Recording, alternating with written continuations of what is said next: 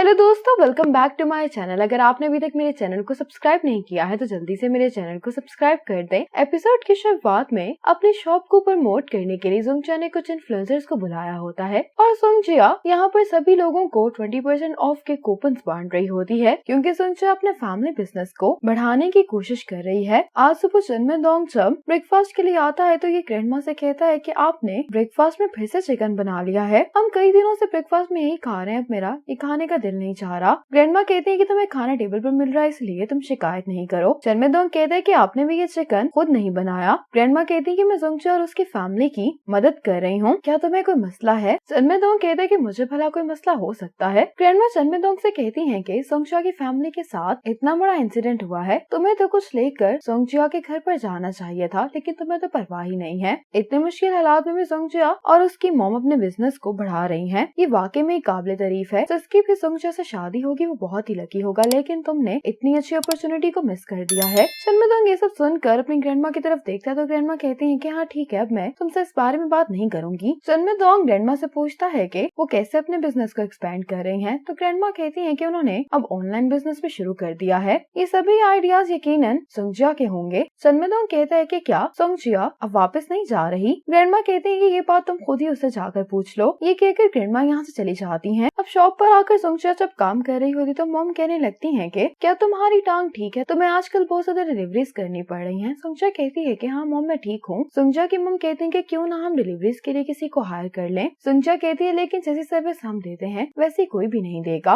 Mom कहती है कि अब रियलाइज हो रहा है कि किसी आदमी का आपके पास होना कितना जरूरी होता है। तुमने भी अभी तक शादी नहीं की। तो सुंगजिया अपनी मॉम से कहती है कि मॉम अब आप फिर से यही सब बातें मत कीजिएगा। सुंगजिया की मॉम से कहने लगती है कि मैंने सुना है कि कुछ टाइम पहले चनमेदोंग के साथ ट्रेन में एक बहुत ही फैशनेबल लड़की को देखा गया था, शायद वो शिशिया है। सुंगजिया इस बारे में अपनी मॉम से पूछती है। मॉम कहती है कि उन्हें ट्रेन में किस करते हुए देखा गया था। ये बात सुनकर सुंगजिया बहुत ज्यादा एम्बैरेस हो जाती है। मॉम कहती है कि लोग ये कह रहे थे कि लड़की बहुत स्टाइलिश थी और वो किसी बड़े शहर में काम करती है, तो वो शिशिया ही होगी। सुंगजिया कहती है कि वो शिशिया नहीं है। मॉम कहती है कि तुम्हें कैसे मालूम? सुंगजिया कहती है कि वो तो शंघाई में ब्लाइंड डेट्स पर जाने में बिजी है, तो वो यहाँ पर कैसे आ सकती है? मॉम कहने लगती है कि चनमेदोंग एक बहुत ही अच्छा और सेंसिबल लड़का है, जरूर वो कोई ऐसी लड़की होगी जिसमें शर्म नाम की कोई चीज नहीं है। सुंगजिया कहती है कि किसी के पीठ पीछे उसकी बुराई नहीं करनी चाहिए। रात में सुंगजिया, इसकी मॉम और हीना जब घर वापस आ रहे होते हैं तो ये तीनों इतना थक चुकी होती हैं कि एक साथ कहती हैं कि हम घर जाकर नूडल्स ही खा लेंगे। लेकिन ये तीनों जब घर पर पहुंचती हैं तो इनको घर के अंदर कोई दिखाई दे रहा होता है। ये तीनों डरते डरते घर के अंदर आती हैं तो देखती हैं कि टेबल पर बहुत सारा खाना पड़ा होता है। मॉम इस खाने को देखकर हैरान हो रही होती है कि इतने में यहाँ पर शिशिया आ जाती है। हीना और सुंगजिया शिशिया को देखकर बहुत ज्यादा खुश होती हैं।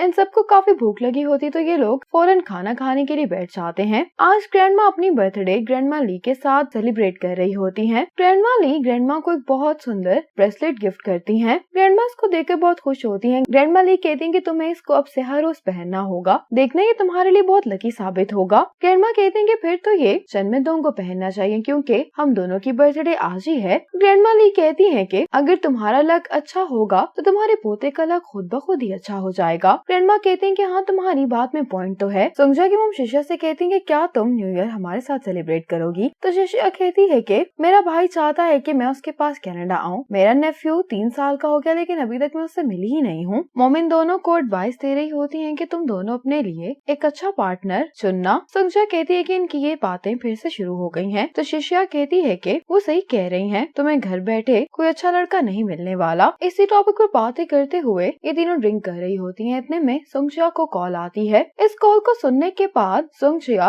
ग्रैंडमा ली के घर पर आ जाती है। ग्रैंडमा ली सुंगजिया से कहती है कि मुझे माफ करना, तुम्हें इतनी दूर यहाँ पर आना पड़ा। ग्रैंडमा ली कहती है कि खाना मंगवाना तो सिर्फ एक बहाना था, असल में मैंने तुम्हें यहाँ पर इसलिए बुलाया था क्योंकि ग्रैंडमा चन ने आज बहुत ड्रिंक कर ली है, इसीलिए मैं इनको अकेले वापस नहीं भेज सकती। चनमेदोंग बिजी है इसीलिए मेरे पास तुम्हें बुलाने के अलावा और कोई चॉइस नहीं थी। सुंगजिया कहती कि अगर आपको दोबारा मेरी मदद की जरूरत हो तो दोबारा आपको ऑर्डर करने की जरूरत नहीं है, आप मुझे वैसे भी बुला सकती हैं। ग्रैंडमा कहने लगती हैं कि मैंने कहा था ना कि सुंगजिया बहुत अच्छी लड़की है। अब सुंगजिया ग्रैंडमा को यहाँ से लेकर चली जाती है। वापस जाते हुए सुंगजिया ग्रैंडमा को हैप्पी बर्थडे बोलती है और कहने लगती है कि अगर आप मुझे पहले बताती तो मैं आपके लिए कोई गिफ्ट ले आती। ग्रैंडमा कहती है कि मैंने तुम्हें देख लिया है, मेरे लिए यही काफी है। सुंगजिया ग्रैंडमा से कहती है कि चनमेदोंग आपके साथ क्यों नहीं है। ग्रैंडमा सुंगजिया को बताती है कि आज चनमेदोंग की भी बर्थडे है, पहले हम साथ में बर्थडे सेलिब्रेट सेलिब्रेट किया करते थे, लेकिन अब चनमेदोंग इतना बिजी होता है कि कई दफा तो वो मुझे कॉल भी नहीं करता। संजय को ये सुनकर ग्रैंडमा के लिए बुरा लगता है। ग्रैंडमा संजय से कहती है कि मैं चनमेदोंग के लिए केक लाई हूँ, हम इसको कल खा लेंगे। संजय ग्रैंडमा से कहती है कि चनमेदोंग को ये केक आज मैं पहुँचाऊंगी, ये उसकी 30th बर्थडे, उसको इसे सेलिब्रेट जरूर करना चाहिए। ये सुनकर ग्रैंडमा बहुत खुश हो जाती है।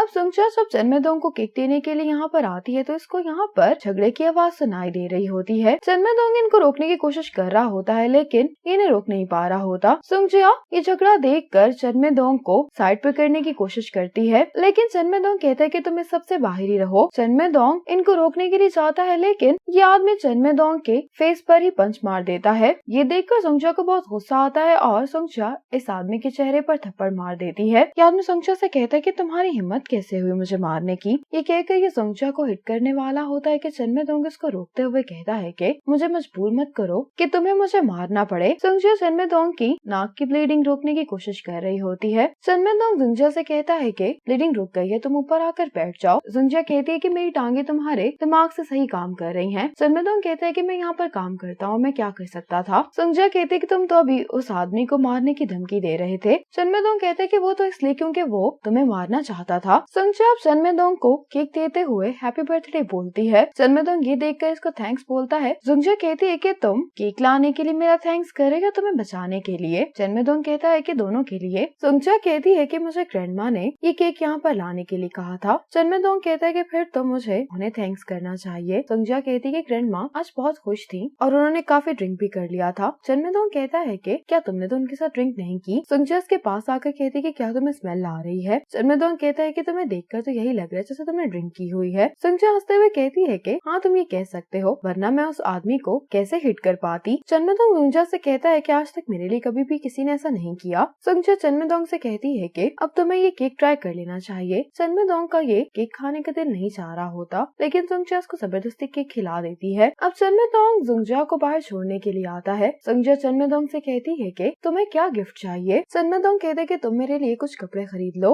मैं यहाँ पर काफी बिजी होता हूँ इसलिए मेरे पास टाइम नहीं है। सुंगजिया चनमेदोंग से कहती है कि तुमने कुछ ज्यादा ही बड़ा गिफ्ट मांग लिया है। चनमेदोंग कहता है कि तुम मेरे लिए कपड़े खरीद लो, पे मैं करूँगा। सुंगजिया ऐसा करने के लिए मान जाती है। चनमेदोंग सुंगजिया के लिए टैक्सी का दरवाजा खोलता है। सुंगजिया टैक्सी में बैठकर चनमेदोंग से कहती है कि तुम अंदर चले जाओ, यहाँ पर काफी ठंड है। सुंगजिया चनमेदोंग को बाय करते हुए यहाँ से चली जाती है। सुंगजिया को यूँ जाता हुआ देखकर चनमेदोंग को याद आता है कि सुंगजिया ने चनमेदोंग से भी पूछा था कि क्या यहाँ पर ऐसा होना नॉर्मल है। तो चनमेदोंग कहता है कि टाउन में तो ऐसा पहली बार हुआ है, लेकिन जहाँ पर मैं पहले काम करता था वहाँ पर बहुत ही अजीब तरह के केसेस आया करते थे। सुंगजिया कहती है कि मुझे उनके बारे में जानना है। चनमेदोंग इसको बताने लगता है तो सुंगजिया उसको कहती है कि तुम चुप कर जाओ। चनमेदोंग इसको इस तरह से देखकर हंसने लगता है। सुंगजिया कहती कि मैं तुम्हारी जॉब को बुरा नहीं कह रही, लेकिन मुझे फिक्र है। बिल्कुल इसी तरह जब लोगों को मेरी डिसेबिलिटी के बारे में पता चलता है तो चाहे वो जितना मर्जी मेरे साथ अच्छा बर्ताव कर ले, कहीं ना कहीं उनको इस वजह से मसला जरूर होता है। मेरे जैसे लोगों की किस्मत में सफर करना होता है।